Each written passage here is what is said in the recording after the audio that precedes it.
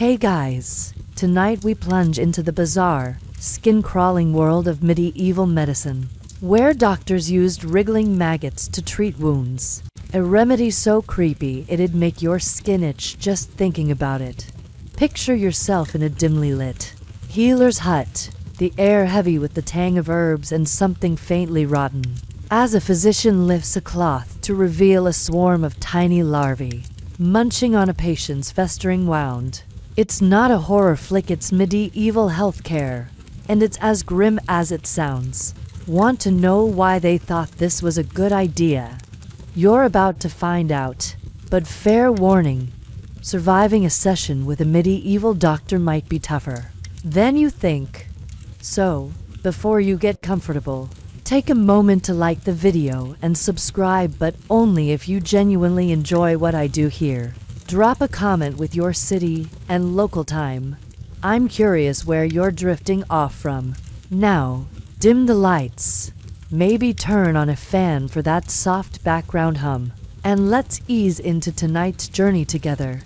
You're in a muddy English village, 1350, where the cobbled path reeks of damp earth and the distant clang of a blacksmith's hammer cuts through the fog.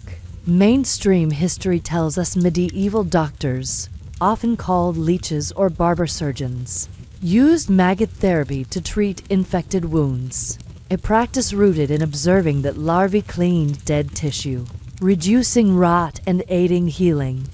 You're in a healer's hut now. Its walls lined with jars of strange powders and a flickering oil lamp casting shadows on a patient. John, a farmer with a gash on his leg, the wounds angry, oozing, and the healer, Master Thomas, is unpacking a clay pot of squirming maggots. You gag, the air thick with the wound's sour stench, but Thomas is calm, like he's handling honey, not creepy crawlies. Here's a quirky tidbit. Some healers believed maggots were blessed by earth spirits, thinking they're wriggling cleansed both body and soul. You eye the pot, no spiritual glow in sight, and smirk unless the spirit of grossness counts. Historians still argue whether maggot therapy was a stroke of genius or a desperate last resort, with some saying it was surprisingly effective, while others think it was more luck than science. You're leaning toward genius. John's wound looks bad, and Thomas swears these larvae will eat the rot away. You step closer, your wool cloak brushing a shelf of dried herbs, and wince as Thomas sprinkles maggots onto the gash. They get to work, and you're both horrified and fascinated. Medieval medicine's wild, and you're in deep. The hut's warmth from a small fire mixes with the damp chill seeping through the walls, and you hear John's shallow breaths, his face pale but hopeful. You think of modern hospitals' sterile tools, antibiotics, and almost laugh. This is raw, wriggly survival, medieval style. You're impressed by Thomas's confidence but queasy. Those maggots are doing something, but you're not volunteering for a demo. You're starting to see why this remedy caught on, why it was a grim lifeline in a world without penicillin. You smirk, picturing a modern equivalent, like a doctor prescribing leeches at urgent care and calling it natural. The hut's shadows flicker, but there's a story in every squirm, and you're ready to dive deeper. Joke number 1. If this was a spa treatment, it'd be maggot glow. Exfoliate your wounds, cry free. You're still in Master Thomas's dimly lit healer's hut, the sour stench of John's festering wound mingling with the herbal tang of dried sage, the maggot's faint rustling in his gash, making your skin crawl as you clutch your wool cloak tighter. The oil lamp's flicker casts eerie shadows, and you're here to see these wriggling larvae clean wounds in gruesome detail. A medieval practice that's as effective as it is stomach-churning. Mainstream history tells us maggots, specifically blowfly larvae, were used because they eat only dead, infected tissue, leaving healthy flesh untouched. which helped prevent gangrene and promoted healing in an era without antiseptics. You're hovering over John's leg, the maggots pale, squirming specks burrowing into the wound's blackened edges, their tiny jaws making a soft, wet sound that's both horrifying and hypnotic. Your stomach lurches, but Thomas is unfazed, wiping his hands on a rag and muttering about nature's surgeons as he checks John's fevered brow. You lean closer, the wounds oozing mess less gruesome now as the maggots clear away rot, revealing pinker flesh beneath. Here's a quirky tidbit. Some healers believed maggots sang to the wound, their rustling seen as a holy hum that chased away evil spirits. You strain to hear, catching only a faint squelch, and smirk sounds more like a snack bar than a choir. Historians still argue whether maggot therapy's success was due to careful application or accidental luck, with some saying healers understood their biology, while others think results were hit or miss, relying on nature's whims. You're leaning toward understanding. Thomas's precision, placing each larva with a reed, suggests he knows what he's doing, even if it's gross. You try not to gag, the air thick with the wound's decay, but John's breathing seems steadier, his face less pale. Maybe these creepy crawlies are working. You think back to the hut's herb jars, a hint of the strange world you're in, and see maggots as the star players in a grim medical drama, cleaning wounds where herbs alone failed. The stakes are high. A poorly managed wound could turn deadly, and amputation done with a rusty blade was often worse. You notice a young apprentice, Alice, watching Thomas with wide eyes, her hands clutching a cloth to cover John's wound later. You're impressed by her nerve but queasy. Handling maggots isn't your idea of a career path. You recall the earth, spirit's blessing from Thomas's earlier claim, and wonder if Alice buys into it or just trusts the larvae's appetite. You're starting to see why maggots were a healer's go-to, why their creepy efficiency saved lives in a world of festering cuts. You're tempted to ask Thomas how he stomachs this, but his focus is ironclad, and you're not sure you want the answer. Joke number 1. If maggots had a job title, it'd be wound janitor. Eats rot. No complaints. You shift. The hut's dirt floor crunching under your boots, the fire's faint warmth barely cutting the damp chill. The castle's banquet halls or market stalls feel worlds away. This is medicine at its rawest, where survival means embracing the gross. You think of modern surgery, clean scalpels, sterile gloves, and almost laugh. This is medieval healing, with a side of squirming horror. You're starting to get why maggots were a grim necessity, why every wriggle was a step toward recovery. You smirk, picturing a modern equivalent, like a doctor prescribing a larvae cleanse on a wellness blog. The lamp's glow dims, but there's a story in every munch, and you're ready to keep going. Joke number 2. If this was a reality show, it'd be Extreme Makeover. Wound edition, maggot style. You're still in Master Thomas's cramped healer's hut. The maggot soft munching in John's wound, a grim soundtrack to the flickering oil lamp. Its light dancing on the herb-lined walls as the sour stench of decay lingers. Your wool cloaks damp from the village's fog, and you're here to explore the bizarre toolkits of medieval physicians, where maggots were just one of many odd gadgets in a healer's arsenal. Mainstream history tells us medieval doctors used a mix of tools: leeches, lancets, herbal poultices, and crude surgical blades, often based on trial and error, blending ancient texts like Galen's with local remedies. You're standing by a scarred wooden table, where Thomas unpacks his kit, a leather pouch stuffed with rusty scalpels, a jar of wriggling leeches, and a clay pot of those maggots you saw in action. The air's heavy with sage and the wounds, faint rot, and your stomach's doing flips as you eye a jagged blade that looks more suited to butchering than healing. Thomas picks up a bone saw, its teeth dull and stained, and explains it's for extreme cases when maggots can't save a limb. You wince, imagining it in action, and notice Alice, the apprentice, sorting dried nettles for a poultice. Here's a quirky tidbit. Some healers believed tools washed in moonlight cut cleaner, a superstition thought to purify their work and please healing spirits. You glance at the hut's tiny window, no moon tonight, and smirk. Guess Thomas's saws cutting dirty. Historians still argue whether these toolkits were innovative for their time or dangerously primitive, with some saying they laid groundwork for modern surgery, while others think their crude nature caused more harm than good. You're leaning toward primitive. That saw looks like a torture device, and the maggots, gross as they are, seem safer. You touch a leech jar, its occupants squirming and pull back. Yep, not your vibe. You think back to the maggot's gruesome efficiency, cleaning John's wound with a precision no blade could match, and see the toolkit as a wild mix of hope and horror. The stakes are high. A wrong cut or a bad poultice could kill a patient, and there's no medieval malpractice lawyer to call.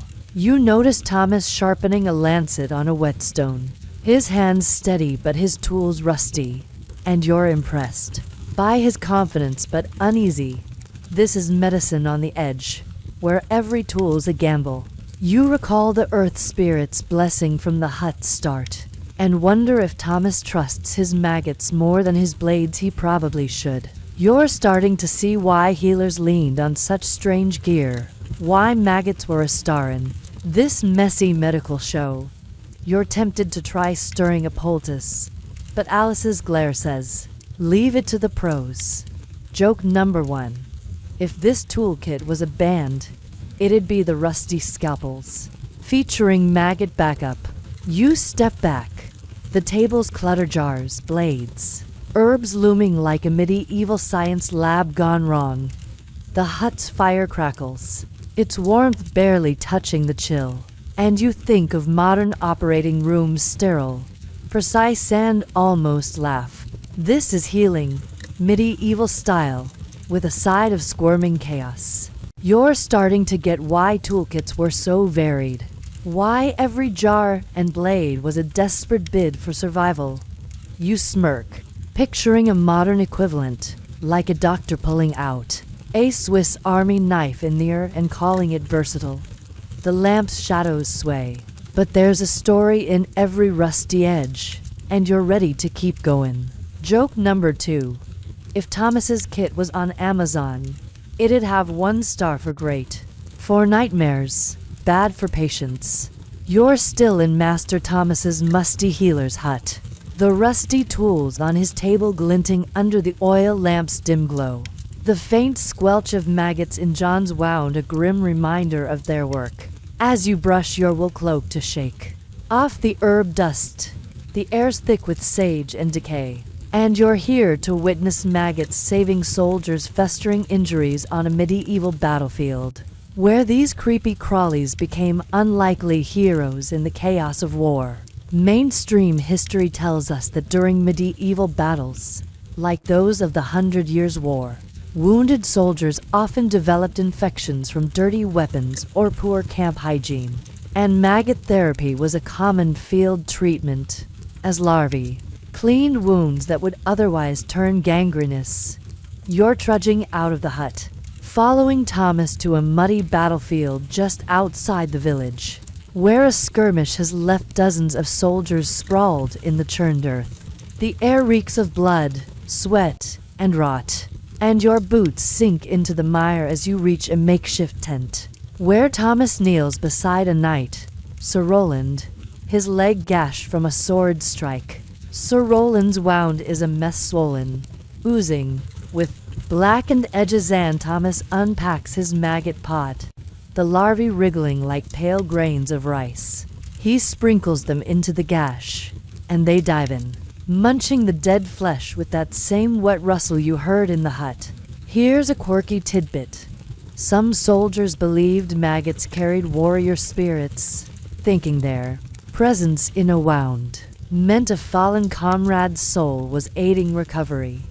You watch the larvae work, no ghostly vibes in sight, and smirk unless the spirit of grossness is on duty. Historians still argue whether battlefield maggot therapy was a deliberate strategy or a happy accident, with some saying medics like Thomas understood their value, while others think soldiers just noticed maggots in untreated wounds helped more than harmed. You're leaning towards strategy. Thomas's calm focus as he places each larva suggests he's seen this save lives before. You gag, the wound's stench cutting through the battlefield's chaos. But Sir Roland's fevered groans soften. Maybe these crawlies are his ticket home. You think back to Thomas's bizarre toolkit, the rusty saw, the leech jar, and see maggots as the battlefield's MVP, outshining blades that often did more damage. The stakes are high.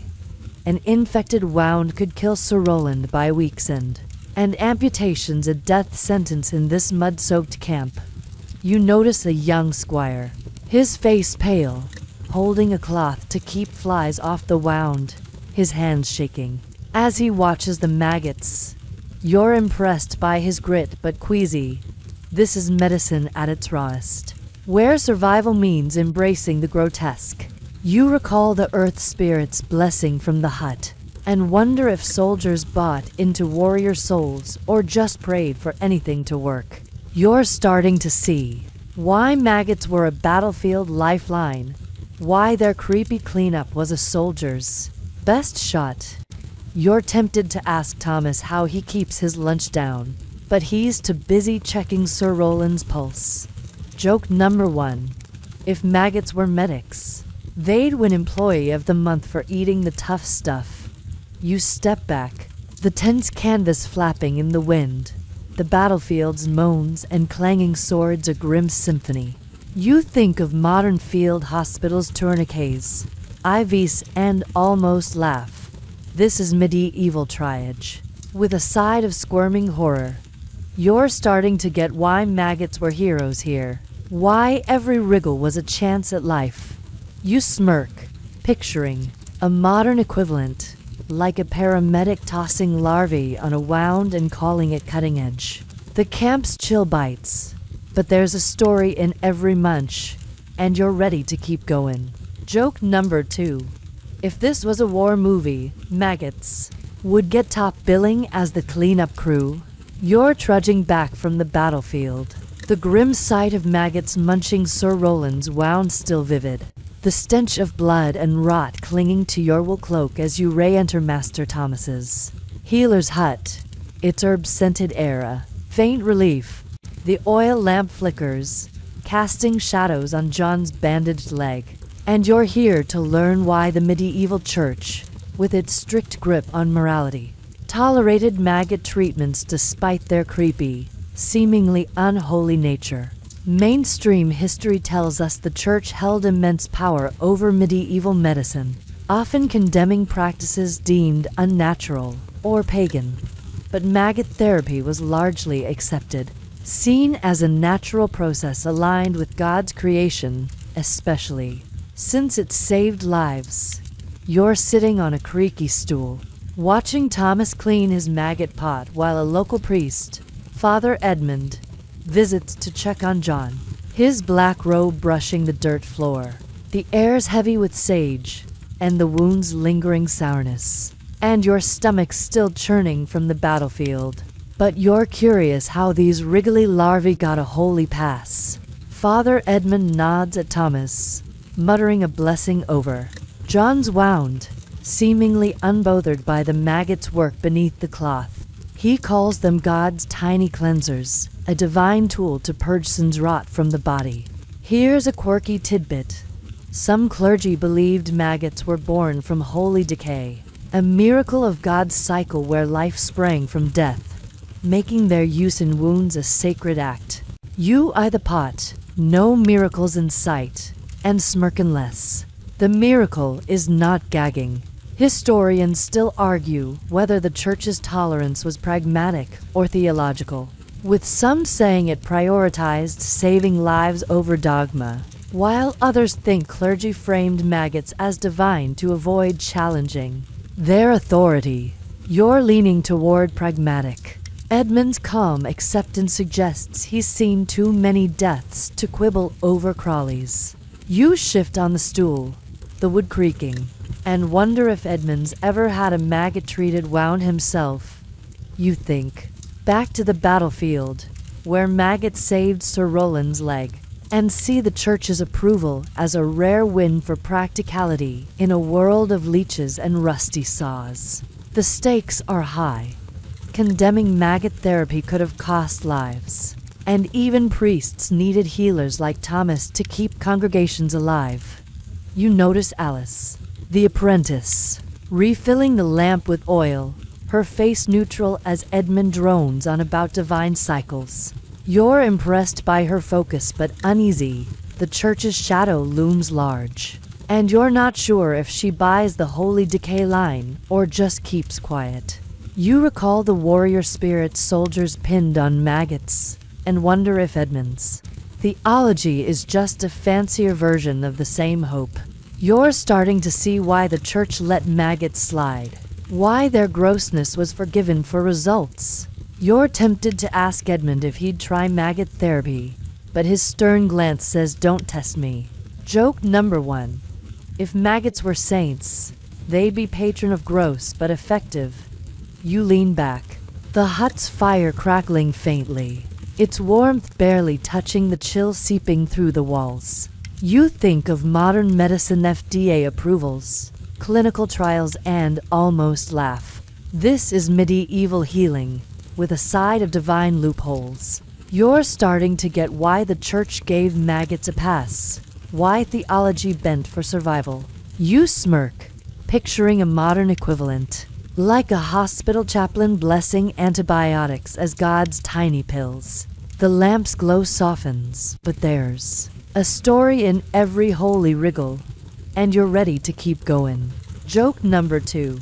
If this was a sermon, it'd be maggots, the Lord's cleanup crew. Amen.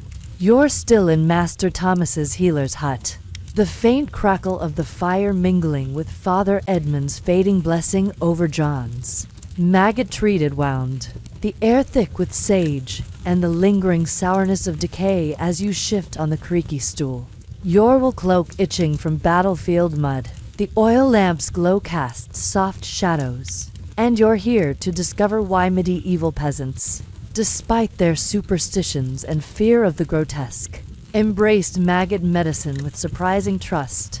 Mainstream history tells us peasants, often illiterate and bound by folklore, relied on local healers like Thomas for remedies, and maggot therapy gained their confidence because it visibly worked, clearing infections where other treatments failed. You're watching John, the farmer, now resting easier, his fever down as Alice, the apprentice, checks his bandage, the maggot still working beneath.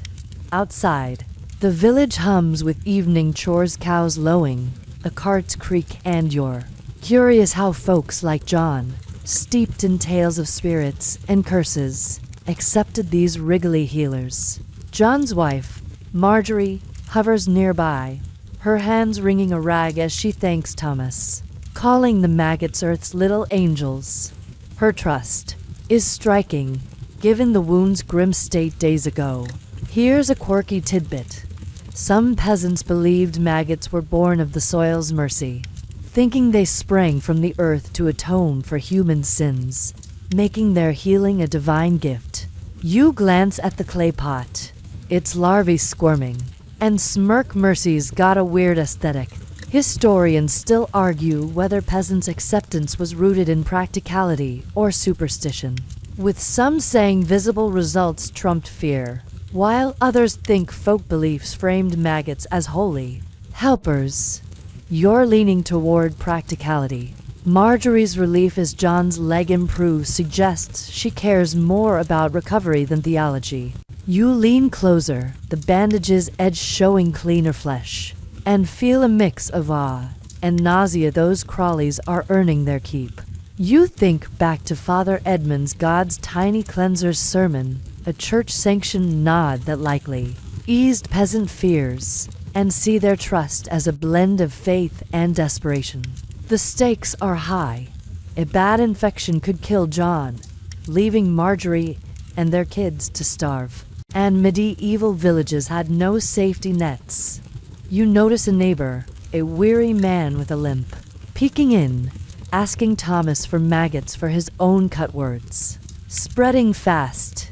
You're impressed by their faith in this grim remedy, but uneasy. The maggots wriggle is still a hard sell, even if it works. You recall the battlefield's maggot heroes, saving Sir Roland's leg, and wonder if peasants like Marjorie saw them as kin to those warrior spirits. You're starting to see why they embraced this treatment, why results beat revulsion. In a world of constant wounds, you're tempted to ask Marjorie if she's ever tried maggots herself, but her fierce focus on John says now's not the time. Joke number 1. If peasants had a pharmacy, maggots would be the top-selling wound. Be gone. You shift, the stool creaking. The hut's warmth a thin shield against the evening chill seeping through the walls.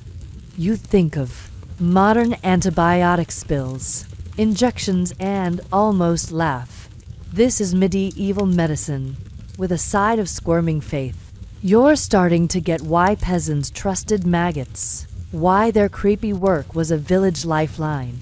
You smirk, picturing a modern equivalent, like popping a probiotic and calling it gut maggots.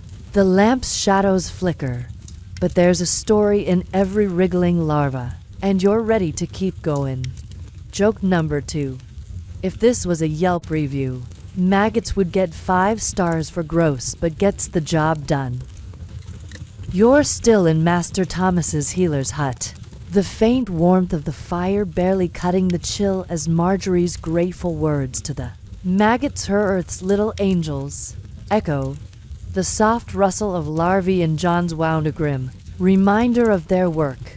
Your wool cloak stiff with battlefield mud and village damp, and you're here to gather the wriggling maggots used for medical treatments. A task as stomach-churning as it sounds. Mainstream history tells us medieval healers sourced maggots from rotting meat or animal carcasses, deliberately breeding blowfly larvae in controlled conditions to ensure a steady supply for wound care, a process that required both precision and a strong stomach. You're following Alice, the apprentice, out of the hut to a nearby shed, a rickety structure behind the village's tannery, where Thomas keeps his maggot farm. The air outside is sharp with frost and the tannery's acrid stench, and your boots crunch on frozen mud as you brace for the grim chore, your stomach already protesting after the battlefield's gore. Alice lifts a wooden lid off a clay trough inside the shed, revealing a slab of decaying mutton crawling with pale, squirming maggots, their writhing mass glistening in the dim light. The smell hits you like a wall-rotten meat mixed with a sour, earthy tang, and you gag, clutching your cloak to your face. Here's a quirky tidbit. Some healers believed maggots harvested at dawn were purer, thinking the morning dew blessed them with extra healing power. You glance at the sky, dusk settling in, and smirk. No dew, just disgust. Historians still argue whether maggot collection was a skilled craft or a desperate workaround, with some saying it showed medical ingenuity, while others think it was a crude necessity in a world short on options. You're leaning toward ingenuity. Alice's careful scooping, using a wooden spoon to gather only the smallest larvae, suggests she's been trained to pick the best cleaners. You try helping, but your spoon trembles, and a maggot plops onto your hand. Yep, you're not cut out for this. You think back to Marjorie's trust in these larvae, her relief as John's wound healed, and see maggot collection as the gritty backbone of their success. a dirty job that saved lives. The stakes are high. A bad batch to old or from diseased meat could worsen infections. And Thomas's reputation rides on Alice's precision. You notice a pile of fresh meat scraps in the corner, likely bartered from the butcher, and you're impressed by their resourcefulness but queasy. This shed's a nightmare factory. You recall the church's holy decay blessing from Father Edmund, and wonder if Alice buys into it or just focuses on the larvae's appetite. You're starting to see why collecting maggots was a healer's grim duty, why every wriggle was a hard-won tool.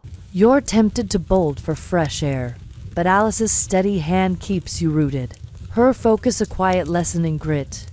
Joke number 1. If this was a job listing, it'd read Maggot Wrangler. Must love rot. No weak stomachs. You scoop another spoonful, the larvae squirming like tiny rebels, and hand it to Alice, who seals them in a clay pot. The shed's stench is relentless, and you think of modern labs sterile, controlled, and almost laugh. This is medieval medicine, with a side of squirming chaos. You're starting to get why this task was crucial, why every maggot was a healer's gold. You smirk, picturing a modern equivalent, like harvesting bacteria for a biotech startup and calling it organic. The tannery's hum fades, but there's a story in every writhing scoop, and you're ready to keep going. Joke number 2. If maggots had a union, they'd strike for better working conditions like less stinky meat. You're back in Master Thomas's healer's hut, the maggot's sour stench from Alice's shed still clinging to your wool cloak. The clay pot of wriggling larvae now safely stashed on a shelf. As you wipe your hands on a rag, trying to shake off the memory of that rotting mutton, the air's heavy with sage and the faint decay of John's wound. And you're here to compare maggot therapy to other bizarre medieval cures. A lineup of remedies that make larvae seem almost normal. Mainstream history tells us medieval medicine was a wild mix of herbal concoctions, bloodletting, and strange rituals, often based on humoral theory or folklore, with treatments like leeching, cauterizing wounds, or drinking urine competing with maggots for healing cred. You're standing by Thomas's cluttered table, where he's sorting his toolkit leeches in a jar, a red-hot iron for cauterizing, a vial of murky healing tonic, while explaining why maggots outshine these rivals for infected wounds. The oil lamp flickers, casting shadows on the herb-lined walls, and your stomach's still queasy from the shed. But you're curious how maggots stack up in this medieval medical circus. Thomas holds up a leech, its slimy body writhing, and says, "It sucks bad humors but can't clean rot like maggots." You eye the jar. They're squirming a close cousin to the larvae, and Wintstuff call. Here's a quirky tidbit. Some healers prescribed eating snails boiled in ale to cool the blood, believing their slime balanced the body's heat, a remedy as gross as it was useless. You imagine swigging snail sludge and smirk maggots are looking better by the minute. Historians still argue whether maggot therapy's edge was due to its targeted action, or simply better outcomes, with some saying larvae's precision beat bloodletting's guesswork, while others think all remedies were equally hit or miss in a pre-germ theory world. You're leaning toward precision. John's wound, cleaner after maggot treatment, shows results no leech could match. You touch the cauterizing iron, still warm, and pull back. Burning flesh sounds worse than wriggling larvae. You think back to the shed's grim maggot harvest, a dirty job that powered a remedy outperforming Thomas's other tools, and see larvae as the unsung stars of this bizarre lineup. The stakes are high. A bad treatment could kill a patient, and Thomas's rusty lancet for bloodletting looks like a one-way ticket to infection. You notice Alice grinding herbs for a poultice, her face skeptical as Thomas praises his tonic rumored to contain sheep urine. You're impressed by her restraint but uneasy. This medical buffet is a gamble, and maggots are the least bad option. You recall the church's holy decay blessing for maggots, and wonder if snails or leeches got similar holy hype. Probably not. You're starting to see why maggots stood out, why their creepy cleanup trumped the competition. You're tempted to ask Thomas if he's tried the snail ale himself, but his focus on the leech jar says he's all business. Joke number 1. If medieval cures were a talent show, maggots would win for best gross performance. You step back. The table's clutter jars, blades, tonics looming like a medieval mad scientist's lab. The hut's fire crackles, its warmth a thin shield against the damp, and you think of modern pharmacy's neat pills, clean syringes, and almost laugh. This is healing, medieval style, with a side of squirming chaos. You're starting to get why maggots were a healer's ace, why they outshone the era's weirder fixes. You smirk, picturing a modern equivalent, like choosing probiotics over a sketchy detox tea on Instagram. The lamp's glow dims, but there's a story in every slimy rival, and you're ready to keep going. Joke number 2. If Thomas's tonic was a smoothie, it'd be urine surprise. Now with extra regret.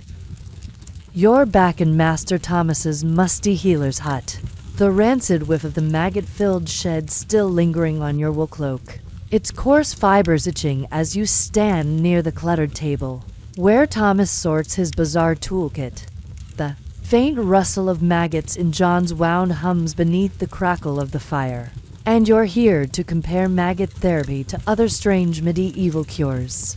A parade of remedies that make wriggling larvae seem almost tame. Mainstream history tells us medieval medicine was a chaotic blend of herbal poultices, bloodletting, and odd rituals, guided by humoral theory or folklore, with treatments like leeching, cauterizing wounds, or swallowing dubious tonics vying with maggots for a healer's trust. You're eyeing Thomas's gear, a jar of squirming leeches, a rusty lancet for bleeding, a red-hot iron for burning flesh, and a vial of murky liquid he calls restorative. The air's thick with sage, and the wound's sour decay, and your stomach's still queasy from the shed's rotting mutton. But you're curious how maggots hold up against this grim lineup. Thomas lifts a leech, its slimy body twisting, and explains it draws foul humors but can't match maggots for cleaning deep rot. You glance at the jar. They're writhing, a creepy echo of the larvae, and wince gross, but less precise. Here's a quirky tidbit. Some healers prescribe drinking boiled nettles mixed with pigeon droppings to purge inner poisons. A concoction thought to balance the body but more likely to spark a sprint to the latrine. You imagine chugging that brew and smirk. Maggots are starting to look like the VIPs of this medical mess. Historians still argue whether maggot therapy's edge came from its targeted action or just better luck, with some saying larvae's ability to eat only dead tissue was a game changer, while others think all cures were equally chancy in a world blind to germs. You're leaning toward targeted. John's wound, now cleaner under its maggot bandage, shows results no leech or nettle-dropping smoothie could touch. You brush the lancet, its rust flaking, and pull back. Bloodletting's a hard pass.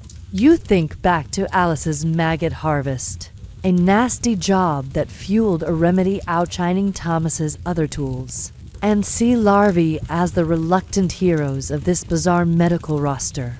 The stakes are high. A botched treatment could turn a wound fatal, and the cauterizing iron's scorch marks on the table scream last resort. You notice Alice crushing dried herbs for a poultice, her eyes flicking to the vial of restorative, whispered, to contain ox bile, with a look that says she's not drinking it. You're impressed by her skepticism but uneasy. This toolkit's a gamble, and maggots are the safest bet. You recall the church's holy decay blessing for maggots, and wonder if pigeon-dropping tonics got similar holy spin. Doubtful. There to foul even for saints. You're starting to see why maggots shone brighter. Why their creepy precision beat the era's wilder fixes. You're tempted to ask Thomas if he's sampled his bile tonic, but his focus on the leech jar says he's too busy for banter. You smirk, imagining a modern equivalent, like choosing antibiotics over a detox juice from a shady health guru. The lamp's glow softens, but there's a story in every slimy cure, and you're ready to keep going. Joke number 1. If medieval cures were a reality show, maggots would win Best Supporting Gross. The hot's fire sputters, its warmth barely denting the damp chill, and you think of modern clinics sterile, precise, and almost laugh. This is healing, medieval style, with a side of squirming madness. You're starting to get why maggots were a healer's trump card, why they outdid the era's weirder brews. You smirk, picturing a modern equivalent, like picking a proven pill over a miracle elixir hyped on TikTok. The lamp's shadows sway, but there's a story in every rusty blade, and you're ready to keep going. Joke number 2. If Thomas's toolkit was a menu, it'd list leech soup and bile shake, maggots on the side. You're still in Master Thomas's healer's hut, the faint glow of the oil lamp casting shadows on the cluttered table of leeches, lancets, and that dubious ox bile tonic. The maggot's soft rustling in John's wound, a grim reminder of their edge over other medieval cures. Your will cloak stiff with shed stench and village damp, and you're here to meet female healers. Women like Alice who mastered maggot therapy despite the era's bias against their medical roles. Mainstream history tells us women in medieval Europe often served as healers, especially in villages, using remedies like maggot therapy to treat wounds. But their work was undervalued, overshadowed by male physicians, or dismissed as wise woman folklore. You're watching Alice, the apprentice, now taking charge as Thomas steps out to fetch herbs, her steady hands adjusting John's bandage to check the maggot's progress. The air's thick with sage, and the wound's fading sourness, and your stomach settling after the toolkit's horrors. But you're intrigued by Alice's quiet expertise in this male-dominated world. Alice lifts the cloth, revealing the maggot's work cleaner flesh, less rot, and nods, her face calm but focused, like she's done this 100 times. She learned from her mother, a village healer, and knows maggots better than Thomas. She confides. Here's a quirky tidbit. Some female healers believed maggots danced when healing well, seeing their wriggling as a sign of divine favor, a charm to boost patient trust. You watch the larvae squirm, no dance moves in sight, and smirk unless the divine favors a creepy jig. Historians still argue whether women's healing was a vital community role, or marginalized as superstition, with some saying they were skilled practitioners, while others think their work was downplayed to uphold male authority. You're leaning towards skilled. Alice's precision, tweaking the bandage to keep maggots in place, rivals any barber surgeon's. You try holding a cloth for her, but your hands shake, and she gently corrects you. Yep, you're no healer's assistant. You think back to Thomas's rusty toolkit, where maggots outshone leeches and tonics, and see Alice as a hidden force. Her maggot mastery saving lives like John's while dodging the church's scrutiny. The stakes are high. A mistake could brand her a quack or worse, a witch. And medieval gossip wasn't kind to women with skill. You notice Marjorie, John's wife, watching Alice with quiet awe. Her trust in this wise woman stronger than in Thomas's blades. You're impressed by Alice's grit but uneasy. Her talent's a tightrope, balancing respect and suspicion. You recall the battlefield's maggot heroes and Father Edmund's holy decay blessing, wondering if Alice leans on such lore to keep the clergy off her back. You're starting to see why women healers embraced maggots, why they're creepy. Craft was a village lifeline. You're tempted to ask Alice if she's faced church pushback, but her focus on John's wound says she's too busy for chit-chat. Joke number 1. If Alice was a superhero, she'd be Maggot Maiden, saving wounds, dodging witch hunts. You step back, the hut's dirt floor crunching, the fire's faint warmth a thin shield against the evening chill. You think of modern, nurses trained, respected, and almost laugh. This is medieval healing, with a side of gender battles and squirming larvae. You're starting to get why women like Alice were crucial, why their hands shaped every wriggling cure. You smirk, picturing a modern equivalent, like a female surgeon rocking a male-dominated OR with a bold new technique. The lamp's shadows flicker, but there's a story in every steady stitch, and you're ready to keep going. Joke number 2. If Alice's work was a job ad, it'd read Maggot Specialist. Must thrive under patriarchy and rot. You're trudging back from Lord Reginald's manor. The image of his grimacing face as maggots squirmed in his wound still vivid. The manor's lavender-scented rushes a faint memory, as the village's frosty air bites through your wool cloak, now crusted with mud and shed stink. The distant clank of a blacksmith's hammer cuts through the dusk, and you're here to explore how maggot therapy was used during the deadly epidemics that swept medieval Europe, a grim lifeline when plague and pestilence turned wounds into death sentences. Mainstream history tells us that during outbreaks like the Black Death, infections skyrocketed due to overcrowding and poor sanitation, and maggot therapy became a go-to for treating festering sores and wounds that plagued survivors, offering a flicker of hope in a world of mass graves. You're following Master Thomas back to his healer's hut, where a new patient, Agnes, a baker's widow, lies on a straw pallet, her arm marred by a swollen, oozing sore from a minor cut gone bad. In the epidemic's chaos, the air in the hut is thick with sage, the sour tang of infection, and a new, cloying sweetness from rotting bandages, and your stomach's churning as you watch Thomas unpack his maggot pot, its larvae wriggling like pale, restless grains. Agnes's sore is a nightmare, puffy, black-edged, and leaking pus, a hallmark of the secondary infections that thrived in plague-ravaged villages. Thomas sprinkles maggots into the wound, their soft rustling a stark contrast to Agnes's fevered moans, and you wince as they burrow into the rot. Here's a quirky tidbit. Some healers believed maggots ate the plague's curse, thinking their appetite cleansed not just flesh, but the spiritual taint of disease. You eye the larvae, no curse-eating glow in sight, and smirk unless the curse tastes like bad decisions. Historians still argue whether maggot therapy's use in epidemics was a desperate measure or a calculated choice, with some saying it was a fallback when other remedies failed, while others think healers like Thomas prioritized it for its proven results. You're leaning toward calculated.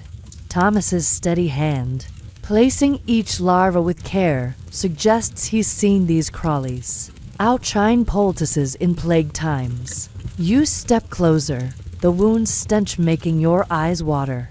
But Agnes's breathing steadies slightly. Maybe these maggots are her shot at outliving the pestilence. You think back to Lord Reginald's reluctant acceptance, proof that maggots humbled even nobles, and see their role in epidemics as a grim equalizer, saving bakers, widows, and knights alike when death loomed.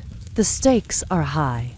An untreated sore could turn septic, killing Agnes and spreading fear in a village already reeling from plague losses. You notice Alice, the apprentice, boiling cloths to keep the wound clean, her face taut with focus. She's seen too many die to take chances. You're impressed by her grit but uneasy. The hut's air feels heavy with the epidemic's shadow, and maggots are a thin defense against such chaos. You recall the church's holy decay blessing, and wonder if Agnes clings to it for hope, like peasants did for John's wound. You're starting to see why maggots were a plague time staple, why their creepy work was a beacon in the dark.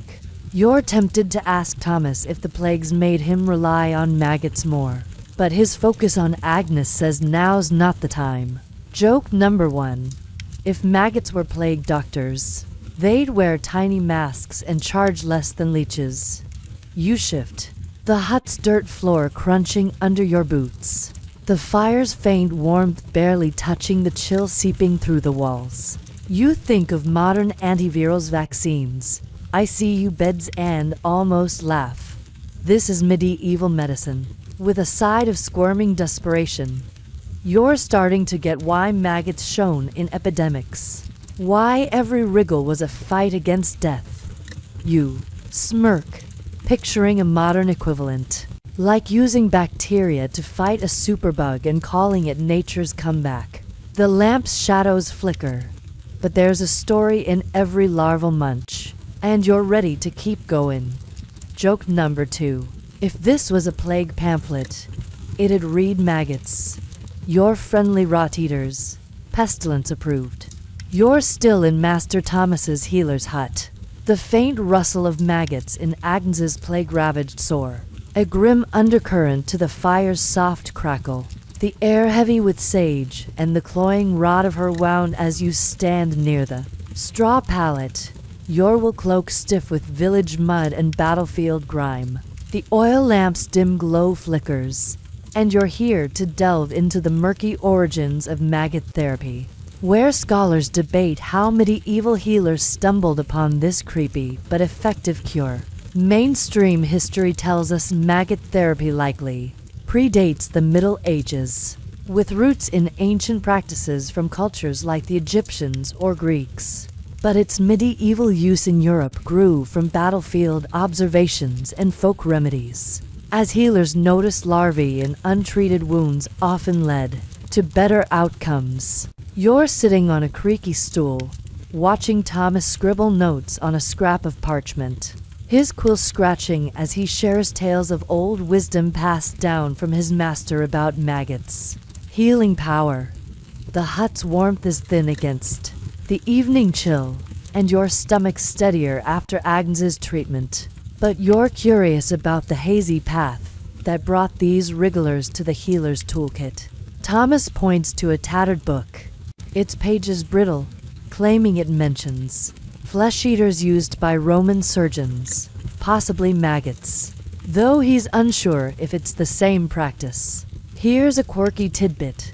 Some medieval healers believed maggots were born of starlight, thinking they spawned spontaneously in rot under celestial influence, a myth that gave their use a mystical aura.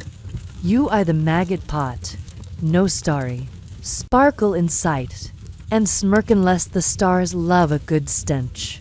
Historians still argue whether maggot therapy's origins were scientific observation or accidental discovery, with some saying healers deliberately bred larvae after noticing their effects, while others think it was a happy accident, formalized only later. You're leaning toward observation. Thomas's tales of battlefield wounds, like Sir Roland's, suggest medics saw maggots work and ran with it, not just lucked out. You flip through the book's crumbling pages, the Latin a blur, and feel the weight of centuries-old guesswork. Medieval medicine's a puzzle, and maggots are a weird piece. You think back to Agnes's epidemic sore, where maggots fodder plagues fall out, and see their origins as a blend of grit and chance, refined by healers like Thomas who trusted what they saw. The stakes are high. A wrong theory could have buried this remedy, leaving wounds to fester without hope. You notice Alice sorting herbs, her eyes flicking to the book. She's curious too. but her focus is on the next patient, not dusty texts. You're impressed by her practicality but intrigued. The origins debate feels alive, tying this hut to ancient battlefields and beyond. You recall the church's holy decay blessing, maybe a nod to those starlight myths, and wonder if it helped sell maggots to skeptical nobles like Lord Reginald. You're starting to see why tracing their roots is tricky. Why every theory's a guess wrapped in rot. You're tempted to ask Thomas if he thinks Egyptians used maggots, but his quill's steady scratch says he's lost in his notes. You smirk, picturing a modern equivalent, like digging through old Reddit threads to find penicillin's origin story. The lamp's shadows sway, but there's a story in every ancient guess, and you're ready to keep going. Joke number 1. If maggots had a family tree, it'd be roots and rot, branches and mystery. The hut's fire sputters, its warmth barely denting the damp chill, and you think of modern labs' peer reviews, clinical trials, and almost laugh. This is medieval medicine, with a side of squirming lore. You're starting to get why maggot therapy's origins are foggy, why healers built on what worked, not why. You smirk, picturing a modern equivalent, like a biotech firm claiming we invented probiotics. Probably. The parchment's weight grounds you, but there's a story in every larval tale, and you're ready to keep going. Joke number 2. If this book was a history podcast, it'd be Maggot Mysteries. Who started the squirm? You're still in Master Thomas's healer's hut, the tattered book of ancient remedies resting on the table. Its brittle pages a faint echo of the maggot's murky origins as a soft rustle of larvae. In Agnes's wound hums beneath the fire's crackle, your wool cloaks heavy with village mud and shed stench. And you're here to uncover the dangers of maggot therapy, the risks that made this medieval cure as perilous as it was promising. Mainstream history tells us that while maggot therapy was effective for cleaning infected wounds, it wasn't foolproof in proper application. Contaminated larvae or patient reactions could turn a hopeful treatment into a deadly disaster. You're standing near Agnes's pallet, watching Alice, the apprentice, check the bandage. Her fingers careful but tense as she ensures the maggots stay in the wound's rotten edges. The air's thick with sage, the sore's cloying rot, and a new whiff of damp straw. And your stomach's uneasy after the book's cryptic tales. But you're curious about the hidden pitfalls of this wriggly remedy. Alice lifts the cloth, revealing the maggots work cleaner flesh, but a faint redness around the wound's edge catches her eye, a sign something might be off. Thomas, back from fetching herbs, frowns and mutters about overzealous crawlers straying into healthy tissue. Here's a quirky tidbit. Some healers believed maggots left in too long could steal the soul's warmth, a superstition that linked prolonged use to fever or weakness, prompting hasty removal. You watch the larvae squirm, no soul stealing, vibes in sight, and smirk unless the soul's into bad smells. Historians still argue whether maggot therapy's risks were well understood or largely ignored, with some saying healers like Thomas monitored treatments closely, while others think they downplayed dangers to maintain trust. You're leaning toward understood. Alice's quick check and Thomas's frown suggest they know the line between cure and catastrophe. You step closer, the wound's stench sharper now, and feel a mix of awe and dread. These maggots are lifesavers, but they're not perfect. You think back to the book's hazy origins, tying maggots to ancient battlefields, and see their risks as a shadow over their success. A reminder that even good remedies could go wrong. The stakes are high. A misstep using larvae from tainted meat or leaving them too long could worsen Agnes's infection, turning her sore into a death sentence in this plague-ravaged village. You notice Marjorie, John's wife, lingering nearby. Her eyes flicking to Agnes with worry. She's seen maggots heal but knows they're not magic. You're impressed by Alice's vigilance but nervous. One wrong move, and the hut's hope could collapse. You recall Lord Reginald's grudging acceptance, how even nobles faced these risks, and wonder if the church's holy decay blessing masked fears of failure. You're starting to see why maggot therapy was a gamble, why every wriggle carried a chance of harm. You're tempted to ask Thomas how often it goes wrong, but his focus on Agnes's wound says he's got enough on his plate. Joke number 1. If maggots were a drug, they'd come with a warning label. May heal or haunt. Use with care. You shift, the palais straw crunching under your boots. The huts fire a faint shield against the creeping chill. You think of modern medicine dosing charts, side effect lists, and almost laugh. This is medieval healing, with a side of squirming roulette. You're starting to get why maggot risks were a healer's tightrope. Why every treatment was a balance of hope and hazard. You smirk, picturing a modern equivalent, like a doctor prescribing antibiotics but warning, might cure you, might tank your gut. The lamp's glow dims, but there's a story in every risky wriggle, and you're ready to keep going. Joke number 2. If this was a medical drama, maggots would be the wild card guest star, hero or villain. Nobody's sure. You're still in Master Thomas's healer's hut. The faint redness around Agnes's wound a lingering warning of maggot therapy's risks. The soft rustle of larvae now muffled under a fresh bandage as Alice's careful hands retreat to the herb table. Your wool cloaks heavy with village mud and the shed's sour stench. And you're here to watch maggot medicine fade, as new scientific ideas begin to challenge medieval cures, ushering in a slow shift from creepy crawlies to more modern methods.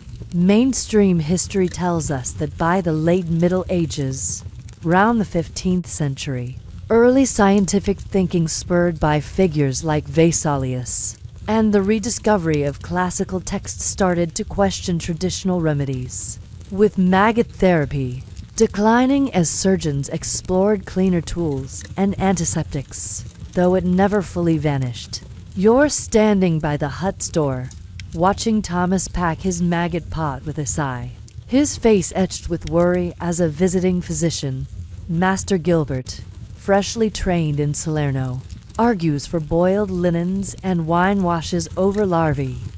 The air's thick with sage, the fire's faint smoke, and a new tang of vinegar from Gilbert's supplies. And your stomach steadier after Agnes's treatment. But you're intrigued by this clash of old and new. Gilbert, his robe cleaner than Thomas's, scoffs at the maggot pot, calling it barbaric and touting his sterile bandages. Though his wine wash smells more like a tavern than a cure, Thomas defends his larvae, pointing to John's healed leg.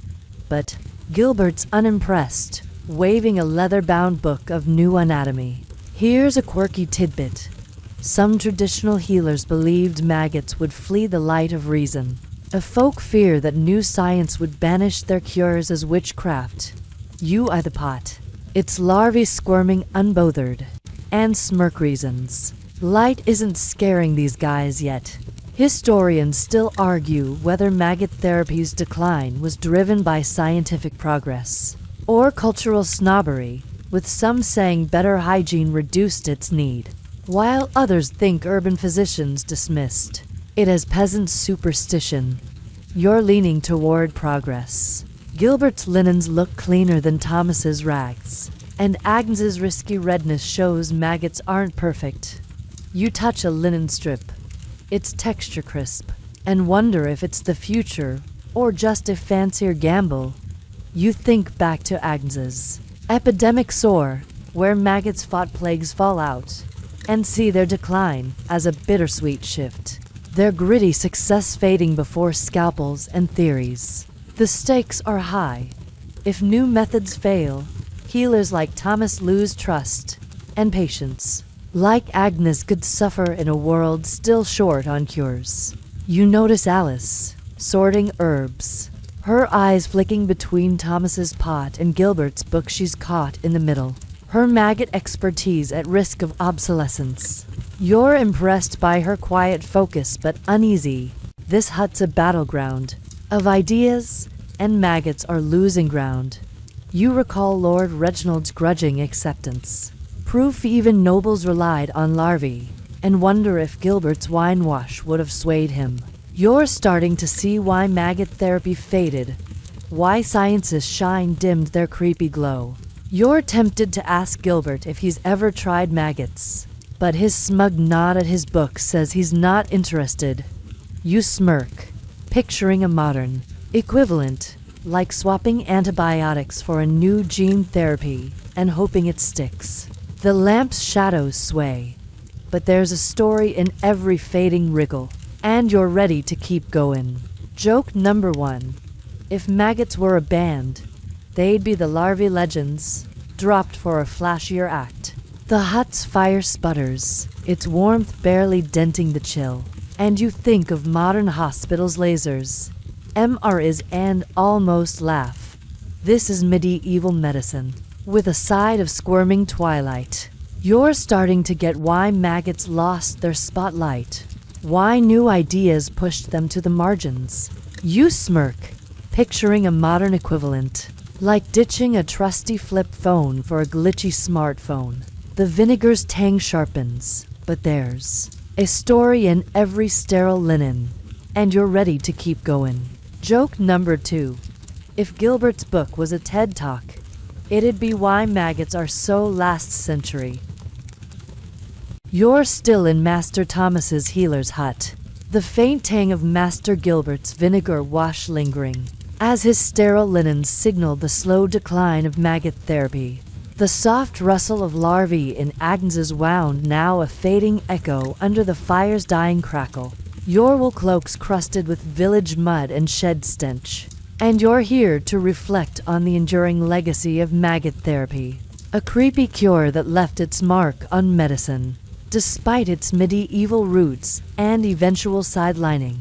Mainstream history tells us maggot therapy, though largely replaced by early modern surgical advances, never fully vanished, resurfacing in World War I and even today in specialized wound care. Its medieval use a testament to human ingenuity in the face of infection. You're leaning against the hut's wattle wall, the straw pallet empty now as Agnes rests easier, her sore cleaner thanks to the maggot's grim work. Outside, the village softens into spring's first warmth, the frost melting into muddy pots, and the air in the hut carries a lighter scent: sage, straw, and hope, hinting at a world moving beyond winter's plagues. You're holding a small clay vial, a gift from Alice, filled with dried herbs as a nod to her craft, and you feel the weight of this strange, wriggly story. You glance at Alice, packing the maggot pot with a quiet pride, her hands steady despite Gilbert's newfangled ideas.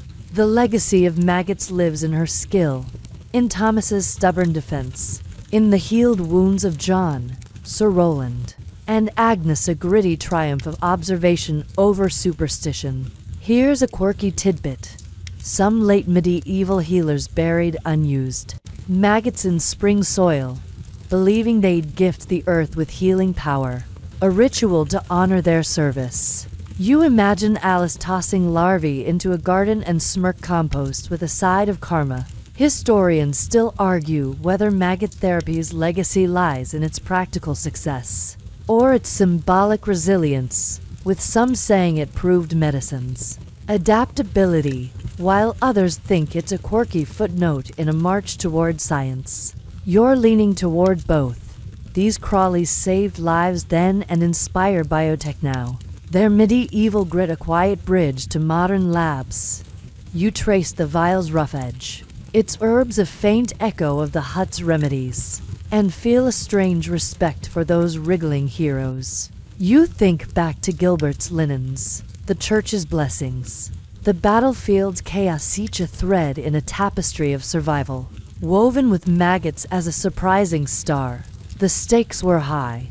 Every healed wound was a victory against a world of rot, and their legacy endures in stories of healers like Alice, who carried the torch.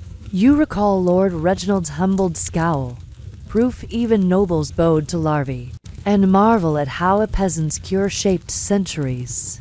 The hut's air feels lighter now, spring's promise seeping through the walls, a sign the plague's shadow is lifting. You're impressed by maggot therapy's staying power, not just in surviving but in proving nature's weird wisdom. You're tempted to keep the vial as a souvenir, but its herbal whiff is enough for now. You're starting to see why this creepy cure matters, why its story crawls on through time. You smirk, picturing a modern equivalent, like a doctor touting maggots on a TED Talk as nature's nanobots. The lamp's glow fades, and you're ready to let this world drift, its lessons as lasting as spring's first green. Wind down, you're resting now, the hut melting into a gentle haze, the maggots rustle softening to a whisper. The weight of festering wounds, muddy battlefields, and ancient books dissolves, leaving only the murmur of spring and the calm of a world healed. You're safe here, wrapped in the quiet of a place that fought rot with grit, its legacy glowing like embers in your mind. Let your breathing slow, each exhale long and unhurried, your body sinking into the wall's steady embrace. The stories of Alice, Thomas, and their wriggly allies linger, but they're distant now, blending into the dawn's tender light. You don't need to hold them. The hut's chill fades, the air grows still, and you're drifting, carried by a peace as steady as spring's return. Sleep's waiting, gentle and sure, ready to cradle you like a healer's hope for a better day. Close your eyes, let go, and rest.